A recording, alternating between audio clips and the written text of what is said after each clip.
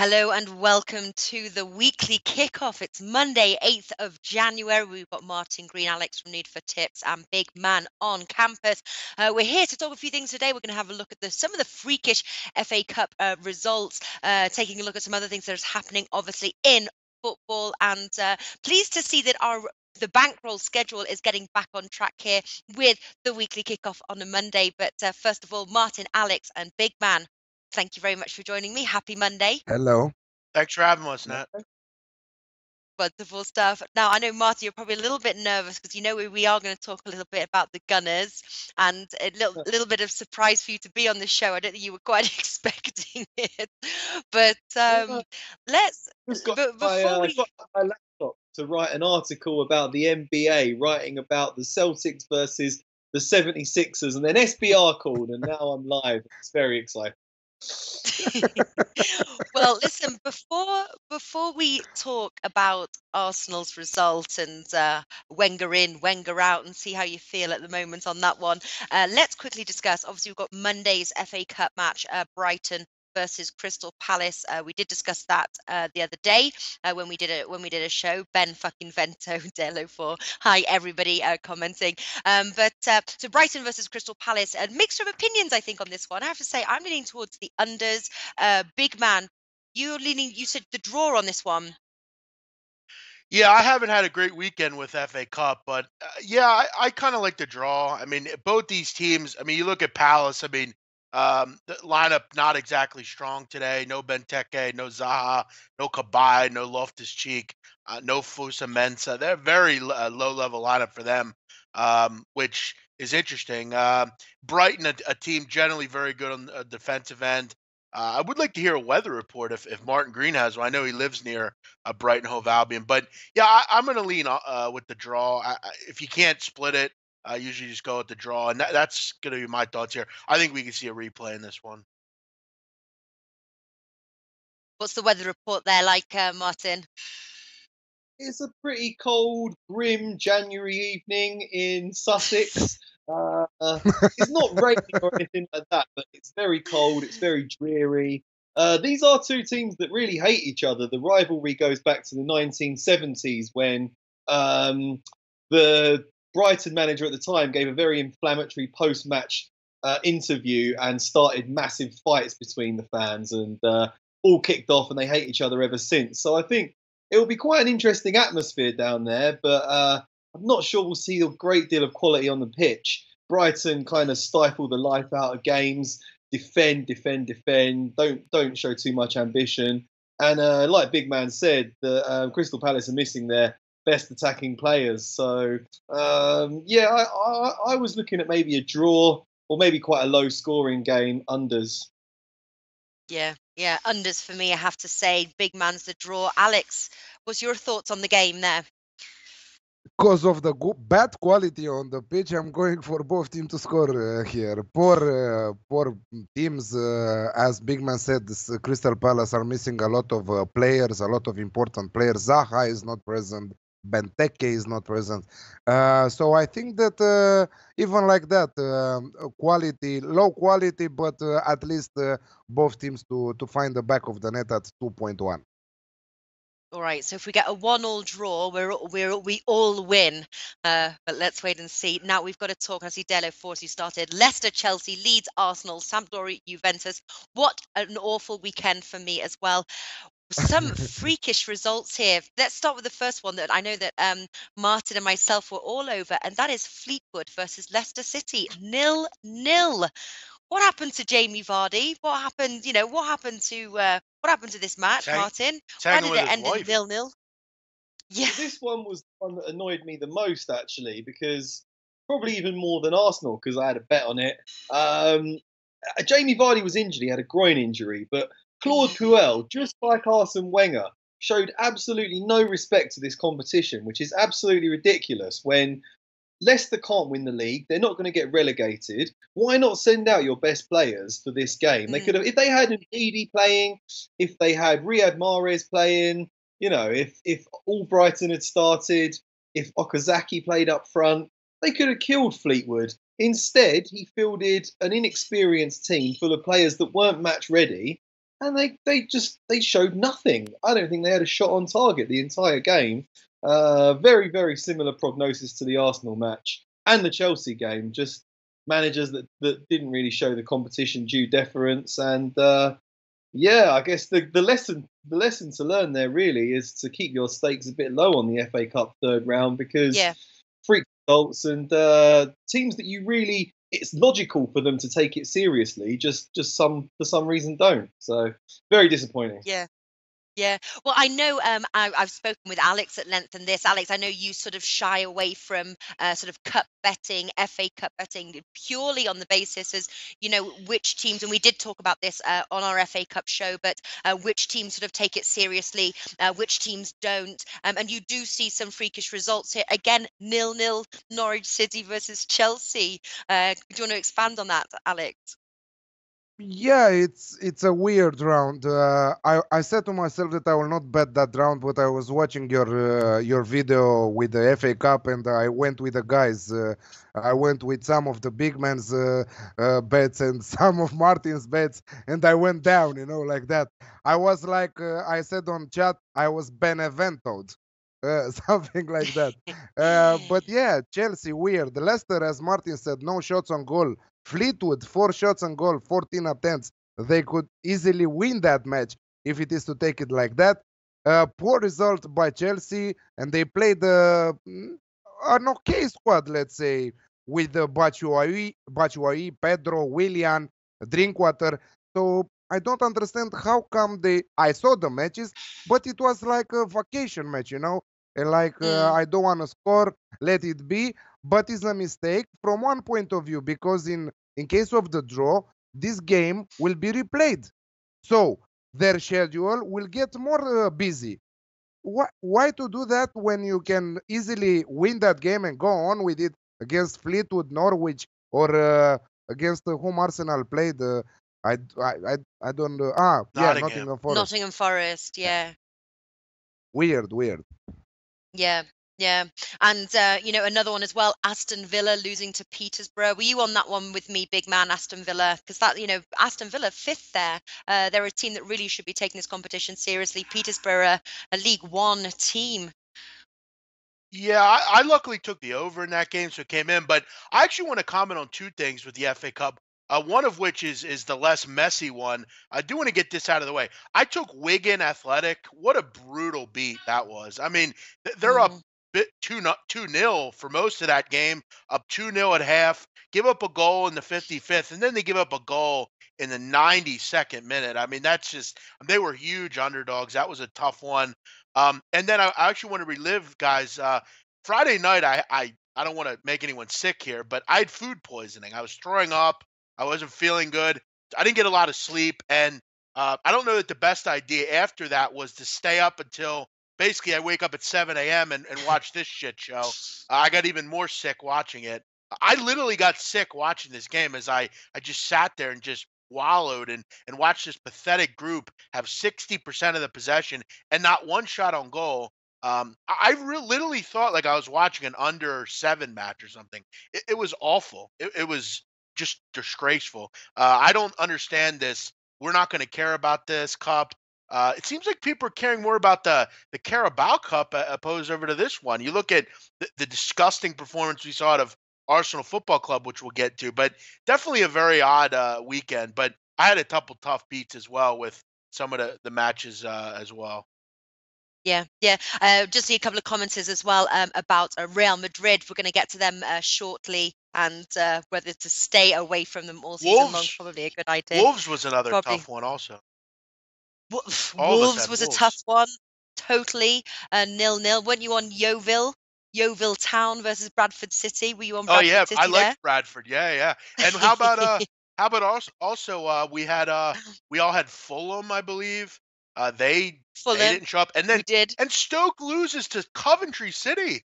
Stoke, a Premier League side, loses to a League One group, and then gets Mark Hughes fired. And they sacked the manager. Yeah, but by the way, about Wolverhampton, I think that if they wouldn't take that red card in the game, I think that they would win that game. I saw the game. Yeah. They are better than Swansea 100%. They are a Premier League side right now, and they will promote, of course, like Martin said to us last weekend.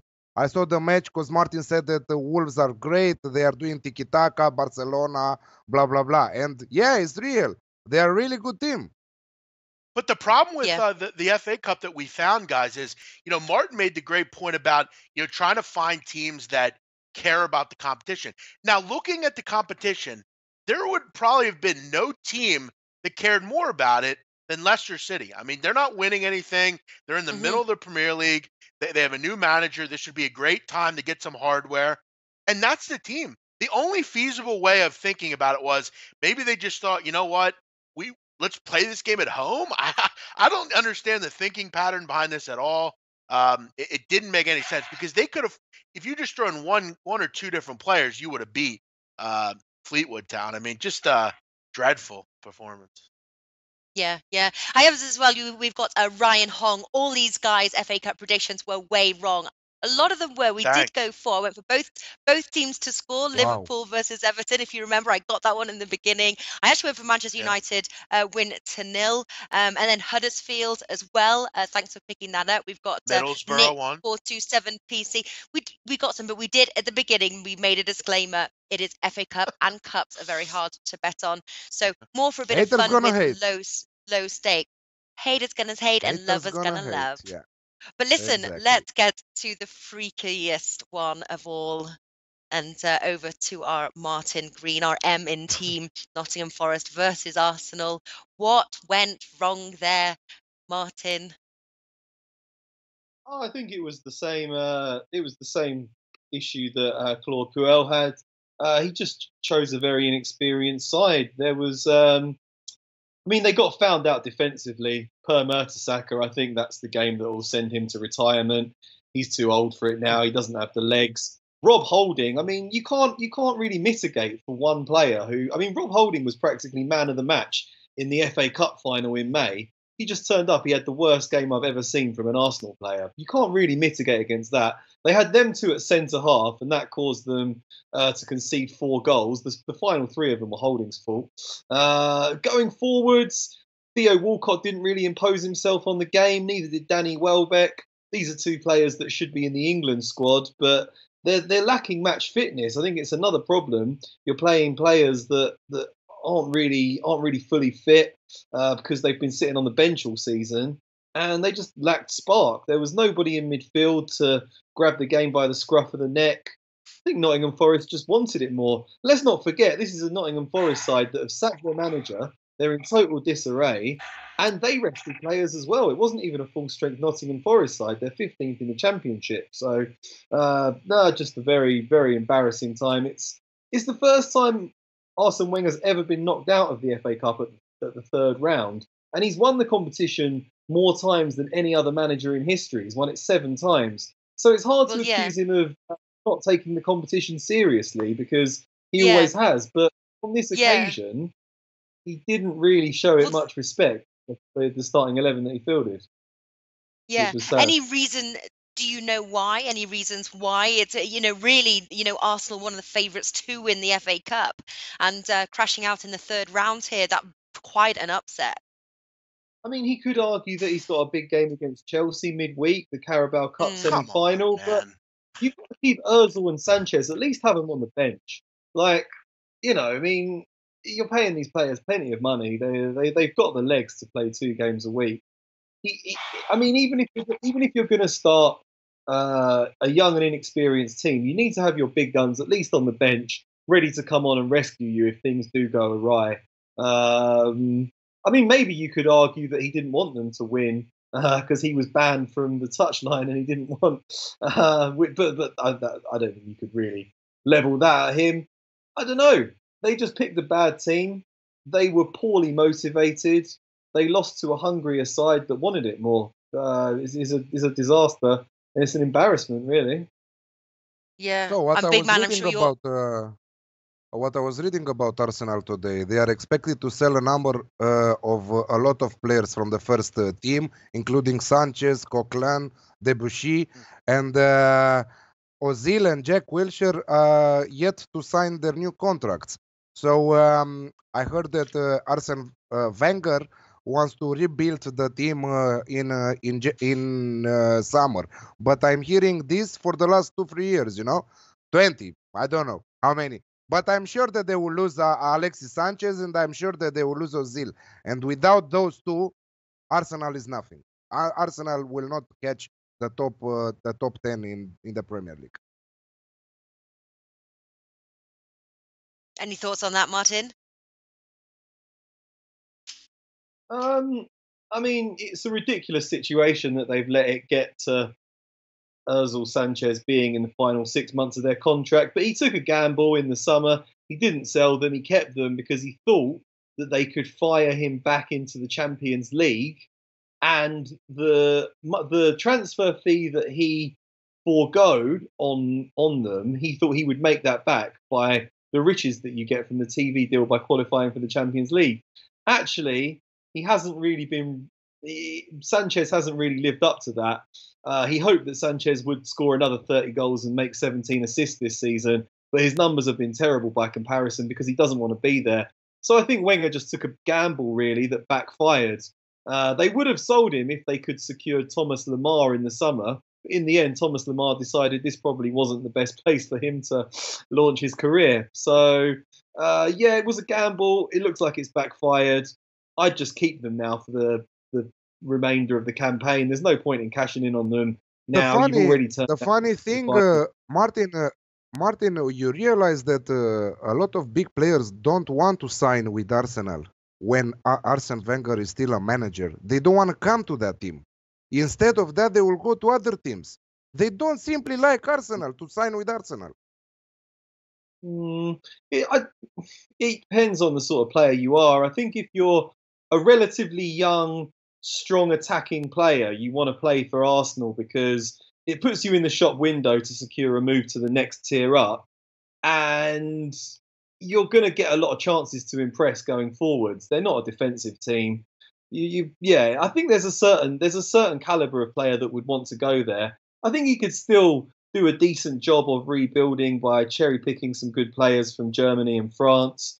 But yeah, I mean, he's not going to go out and spend 90 million on a new player. They're not. They're going to rather go to a Champions League team. Yeah, but imagine that. Sorry, 1 second. Aubameyang, 72 million euros went to Guangzhou Evergrande from Dortmund. Aubameyang, 72 million euros. Arsenal could have that money, easily have that money, and buy him. He's a top class striker from my point of view. He went in China, for God's sake. Well, that's a ridiculous move. If you go to China, you're just basically saying your career's over. I mean, Sanchez turned down China. Anyone sensible turns down China. You don't go and. I mean, they have a cap. You can only have 3 foreign players in a team. So he'll be playing in a team with 8 useless players that have got no business playing in the same side as Aubameyang. He's just gone for the money. I mean, yeah, he what a waste. What a waste of a career for me, Aubameyang. Probably one of the best strikers in Europe. Hasn't won a thing for Borussia Dortmund, and now he's going to go and piss away the rest of his career in China, playing for China, where no one's going to watch him, no one cares. Enjoy. Yeah.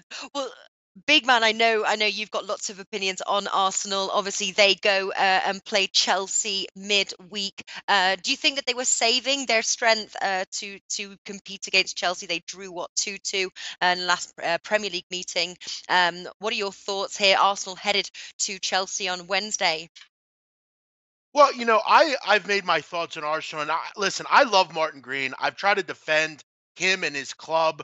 I like Arsenal. I think they're a great team. They have many great players. But the fact that we just had to listen to that Arsene Wenger in rhetoric for the last 10 minutes is disgusting. You can't keep defending this guy. And I find it hard to believe that as a fan, you can actually watch this team and actually defend him. I mean, he is a arrogant, nut job that has no business running a Premier League team. And it goes further than Arsene Wenger. It has nothing to do with the team. It has nothing to do with the fans. It has everything to do with the owner and the coach and everybody up top that has no care for the fans there at Arsenal. You see all these fans on the video channels, talking about how they hate the club. Those are, I mean, Martin, where are we missing it with you? I don't understand it. How can you support this guy? How can you support? We're not worried about what he did 15 years ago. Who cares about that? The fact of the matter is, all he talked about last year was how he won the FA Cup and that should deserve a raise and he should get another year. But obviously, we saw yesterday what he thinks of the FA Cup. It's pathetic that you allow this guy to continue you support this guy continuously. Why? Stan Kroenke doesn't give a fuck about Arsenal. He cares about the LA Rams. He cares about the Colorado Avalanche. He doesn't care about Arsenal. He should sell the team to someone that actually cares about it, bring in players that actually matter. No one wants to go and play for Arsenal. No one wants to go play in the FA Cup and that's the performance you're going to put on. They want to go play in the Champions League. They want to play in high-level football. Truth of the matter is you're in 6th place. And no one gives a shit about Arsenal. They're not getting any better. They're getting worse. And in 5 years, they're going to be way behind every other team that's beginning to get better in the Premier League. The problem is they continue to get worse.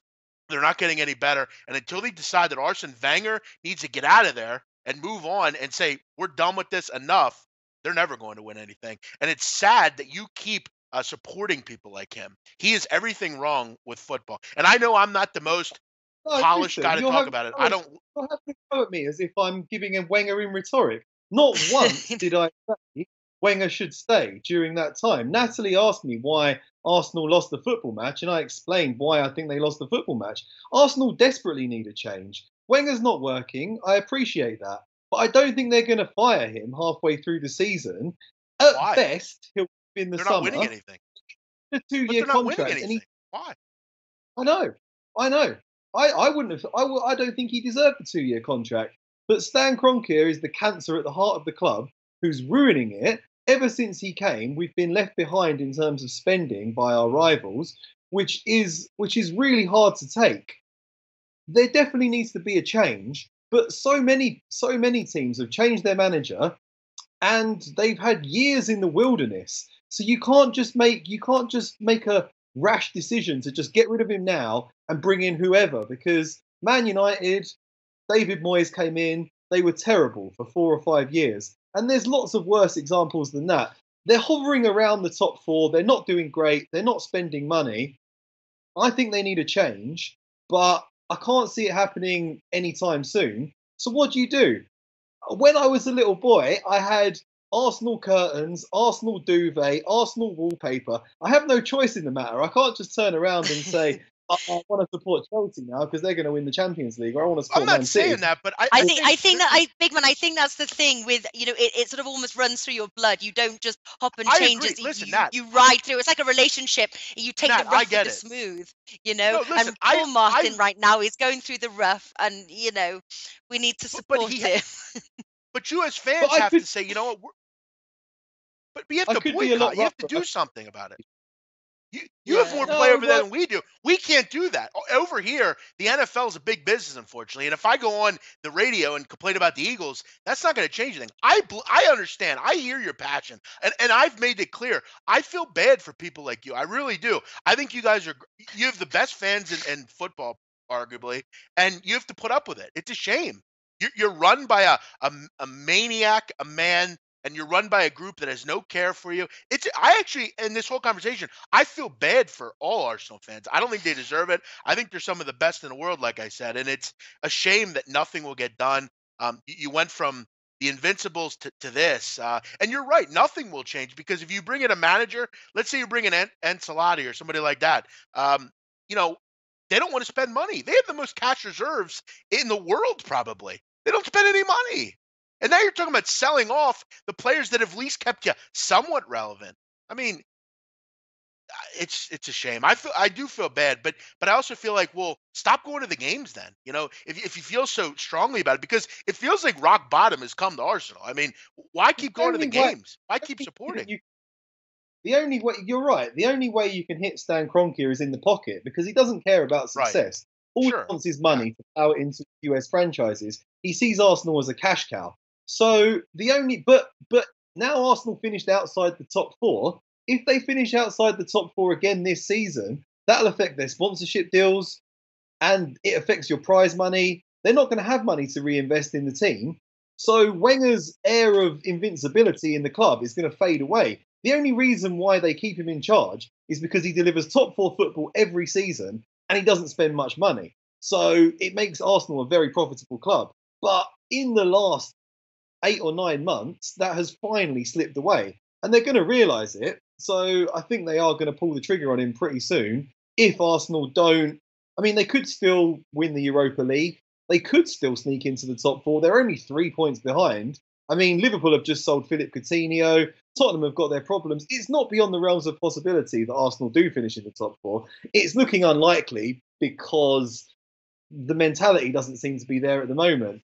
But I think they are going to have to get rid of him soon. But another problem is that Arsenal's stadium is so good for corporate hospitality that 3/4 of the people at the Emirates now don't even support Arsenal. It's a place where you take visiting businessmen to do deals. Right. And no one's going to stay away because they've already spent a ton of money on their corporate box. You're So already, they've got- unfortunately, yeah, Oh, I get what you're saying. But listen. Let's wrap up this because it's not poor Martin's fault about the. He's a fan. He's a loyal fan, and do you know what? They're going to Isn't come this right what at this some show's point. about? What do we got to talk about? This is the relevant, Natalie, isn't it? It's not. I mean, what It's games not. we got to talk Yeah, about? but it's not like let's have a go at Martin. No, But I'm listen, not having a go at it. he's I feel explained bad his. for him. I feel Yeah, bad Yeah. but for Big him, Man honestly. is right.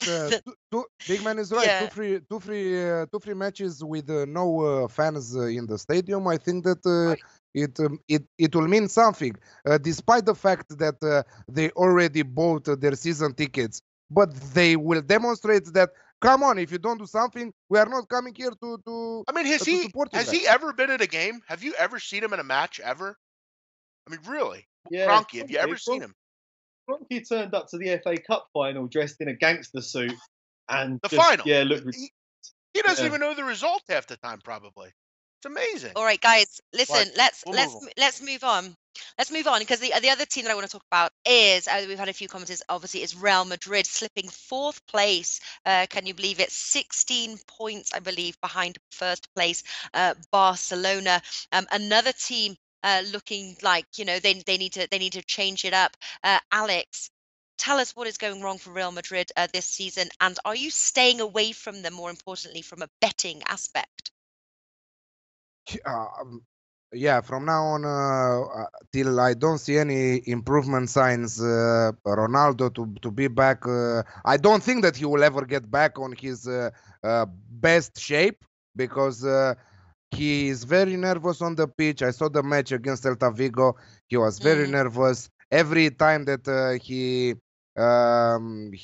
was receiving a pass. He was mad with his colleagues because the pass didn't go exactly on his right foot or left foot or wherever he wanted. The team is playing pathetic. The game against Celta Vigo was one of the reasons to stay away from Real Madrid this Yeah. season. I don't know what will happen in Champions League, but in La Liga they don't show any interest to play at their perfect level. 16 points under Barcelona, and I don't think that they will catch either second place till the end of the season. I think that is the first time for a long time that we don't see Real Madrid in first 2 places at the end of one season. I know. Do you agree with that, big man? What position would you see Real Madrid ending up in here at the end of the season?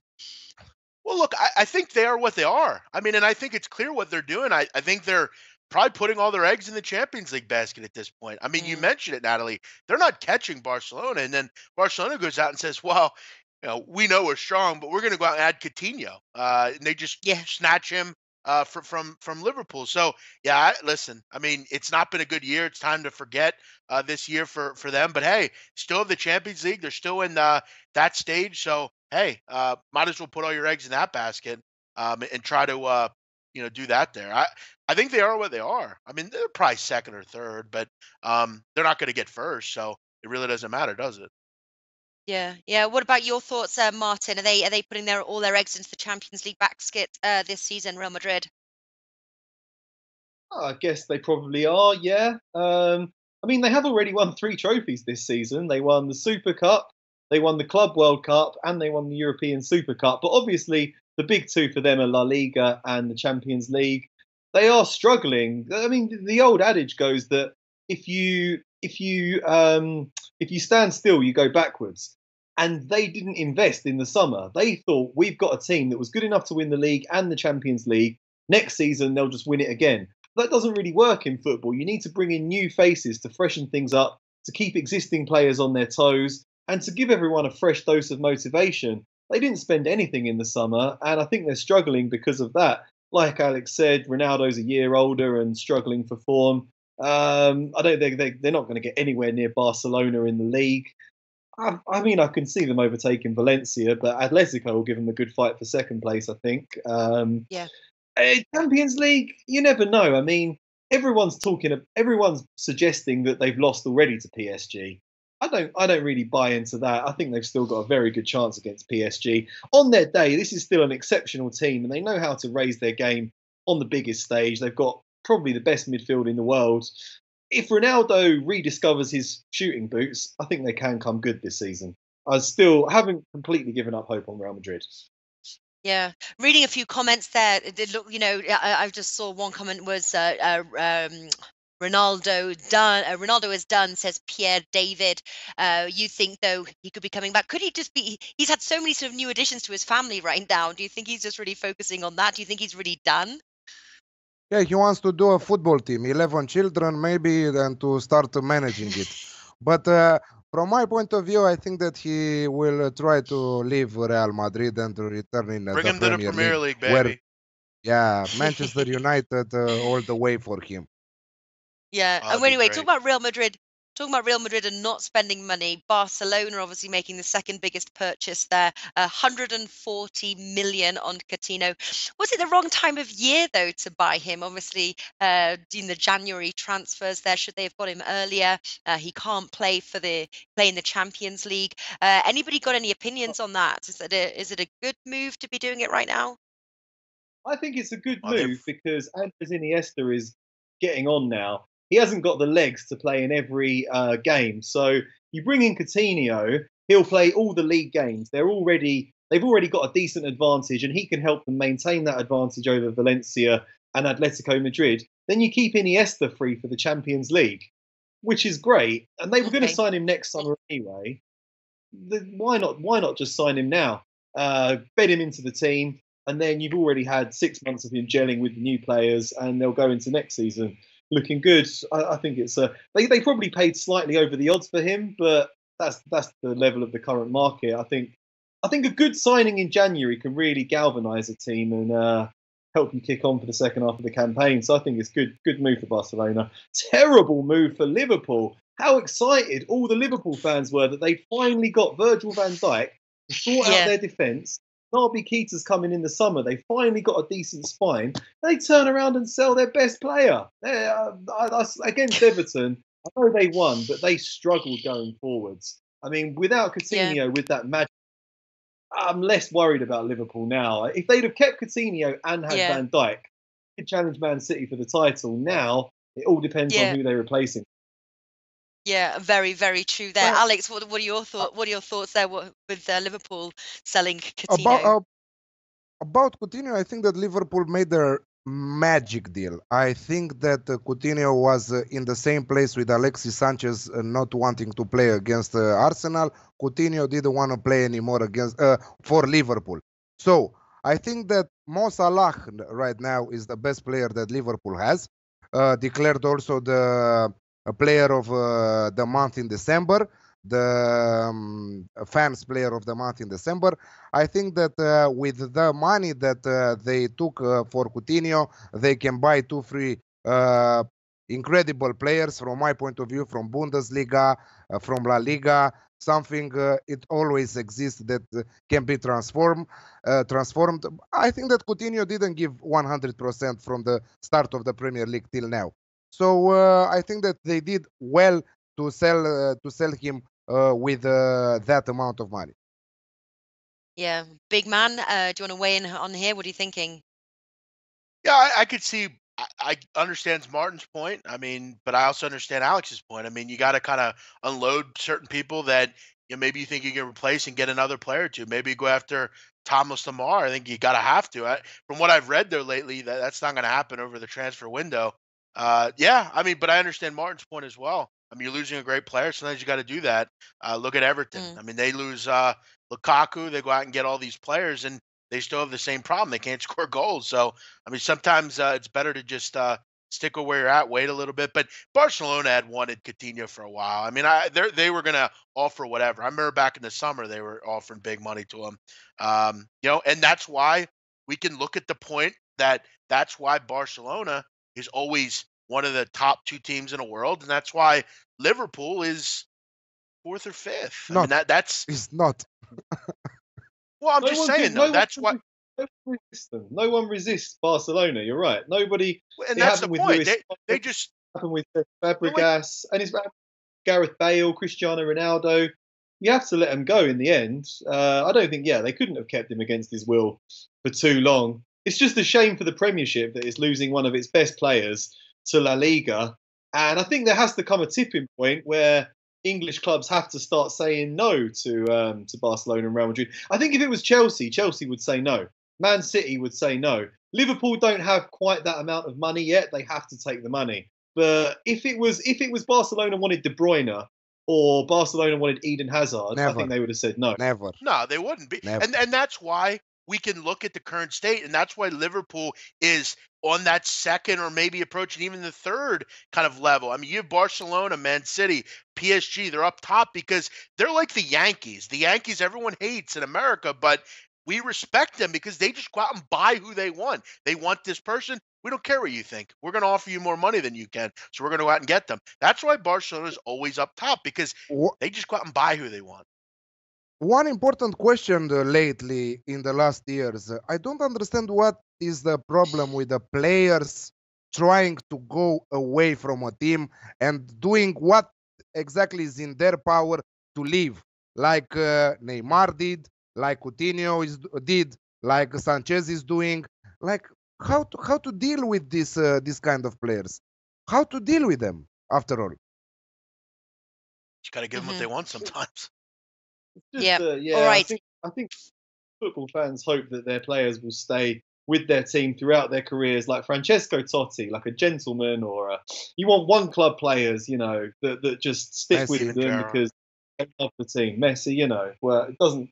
Sadly, they're all mercenaries now, most of them. So. Yeah. Now, final thing to wrap up the show, and also for those watching, straight after this show, we are going to be doing a Wimbledon futures there. We've got Whale Kappa and Alex Australian as well Open. is going to be there. Australian Open. So we'll be doing that straight after the here. But before we get to that, quickly, we've got Man City versus Bristol City, and we have got Chelsea versus Arsenal. And I want to quickly see if you've got any picks for that match. Man City, Bristol City. I'm thinking win to nil on this one. You get 1.75. They led a goal, obviously, playing Burnley FA Cup. But I think against Bristol City, I think they're going to have too much of the ball possession. So it's win to nil for me. Anybody got a tip for this match? Yeah, win to nil for me too. Win to nil. Alex, big man. What's the odd? What is the odd for Win winning to nil? 1.75. Yeah. Very good, very good. All right. Are you on that Yeah, I one? don't Are you on disagree. that one, big man? I don't disagree either. I actually will go with that, and I'll go. I mean, I hate to do it, but Chelsea at 1.8. Yeah, Chelsea's 8. Chelsea's Over- great price, 1.8 there. Oh, yeah. Go on. Over At home. 2.5 for sure, and both teams to score there. Chelsea Yeah. and Let's Arsenal. hope it's another goal fest. That was a good match. The last one was certainly the second half. Any thoughts, Martin, on that match, Chelsea Arsenal? No, I mean, for some reason, I don't understand it, but Chelsea can't seem to beat Arsenal at the moment. Chelsea have the better team on paper, but it's 4 games now that Arsenal haven't lost to Chelsea. So I think Arsenal could go and get a result there. I'd definitely say wait and see who's playing. Wait to see what the starting 11s are. But yeah, I'm not going to be betting on that because I'm sick of Arsenal. But I'm going to go for Federer. Federer to win the Australian Open, and Yeah, David Goffin will be my outside shot, about 20-1. Looks a good player. He beat Federer and Nadal in the ATP finals. So there you go. There we go. Getting his tips in early. Nice one. All right, that wraps up the show, guys. Join us. I'm gonna 15 go with minutes with World Cupper. I'll go with Pete Sampras to win the Wimbledon. with Andre Agassi. Anna Kournikova wins the women. Oh, great pick there. All right, guys, listen, been really fun talking to you. Great Monday start here with the weekly kickoff, and hope to see you during the week. Wednesday, Premier League rundown, and then Thursday as well, back with Bankroll Best Bets, obviously just minus Serie A. So thank you so much for watching. Martin, Alex, big man on campus. I'll see you soon. Thank See you. you soon, guys.